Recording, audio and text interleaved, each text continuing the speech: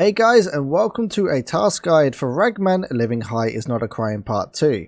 For this one, you need to find and raid 3 antique teapots, as well as find and raid 2 antique vases. Because it says find and raid, you cannot buy it from the flea market, they have to be found and raid. Unless, in the hideout, if you have yourself the scav case, which you can send, you pay a certain amount of cash, then your scav will go off and find something, which is this down here. You can send off your scav and they happen to come back with a vase or a teapot. They will actually count as a find in raid. Another great location to loot these items is in safes. Now there are a lot dotted around each map, but customs has kind of got the most close together locations which have got safes. So I think there's about 7 in total in customs. I will read out a few locations. So in the big red on customs side, you do have the breach room. There is a safe inside of there. All of the rooms inside dorms do actually require keys that I'm going to read out. So in 3-story dorm room 204, 2014, they both have got safes in them. And then in 2-story, in 105, 110 and 114, they all have safes. So over in the new gas station, if you can get the cabinet key, it only costs around about 9k. Inside the manager's office also has a safe. In my opinion, customs might be the best location because you do actually have 5 safes directly next to each other.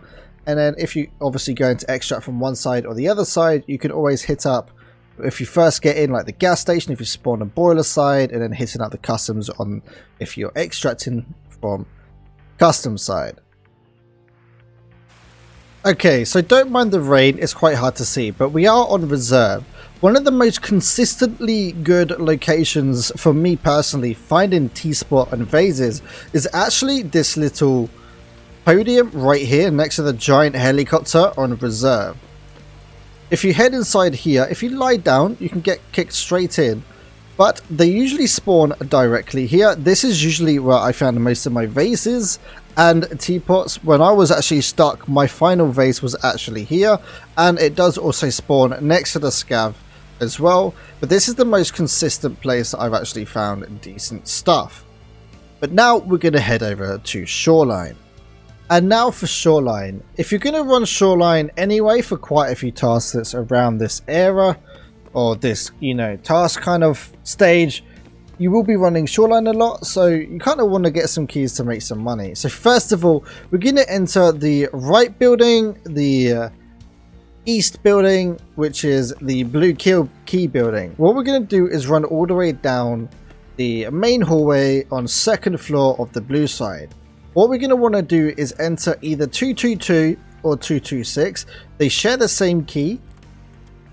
Once entering, let's say 226 side, what you're going to want to do is come in, turn to your right and check this box. As you can see right here, there is a teapot in here. So if you was doing your task, this would be very good for you. This is where the entrance to 222 is. Now what we're going to do is head up to 310.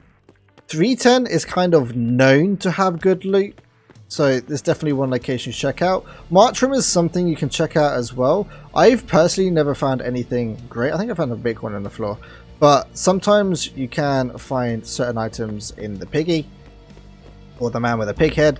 But yep, so let's go head towards 310. So 310 is here right next to the stairs, so let's go into 310. Once entering 310, you got this table here that can spawn the vases and teapots, as well as this table here. Now, finally, for east side, what you can do is drop down the hole right here. We're going to want to enter east 205 or 206. So you got 205 right here, right next to the hallway, or 206. So we're going to enter through 206. Then follow it around. Okay, so that's 205's door right here. What you want to do is jump on top of the bed and check out this little drawer that's been thrown onto the bed, as you can get items spawning inside here as well. So now what we're going to want to do is head over to west side. East side, west side. So west side, which is the red keys, which is on the left side of the area. If you're looking at admin, which is that one right there, what you're going to want to do is head up onto the second floor. So these are the stairs you'll come up, follow it around to the left hand side. You've got the barbed wire right here. Jump over the barbed wire, and we're going to be hitting up room 220 right here. So unlocking the door. Here we go. Entering in. What you want to be checking out is along the back right here. You can see gold chain, a roller. You can also get spawns that spawn directly here. These rooms, in my opinion, because I run shoreline a lot, I found so many vases and teapots. I would say you could complete the run in 5 runs if you actually get to each of the rooms. Obviously, because you can get LEDXs and red key cards in Shoreline Resort, it might be a bit contested, but this is definitely a decent little rooms that you should be having on your key list right here. There are definitely more locations that you can loot teapots and vases, such as the manager's office and labs and the Arsenal storage room, but you do need the red key card for that area, as well as in woods and marked circle, those type of locations. Of course, safes that we talked about before, and in the caches. I do have a playlist for every single cache on every single map that will also be in the link in the description down below or in the iCard up the top right hand corner. Guys, if you have found a really decent spot for teapots and vases, don't forget to leave it down in the description down below, because this is an RNG task. Some people are going to get it straight away. Some people are going to take weeks to get some of these items, like myself trying to get a bloody vase. Hopefully you guys found this guide useful. If you did, don't forget to leave a like and subscribe. I do stream over on twitch.tv/piranha_, 7 days a week starting at 8 AM GMT.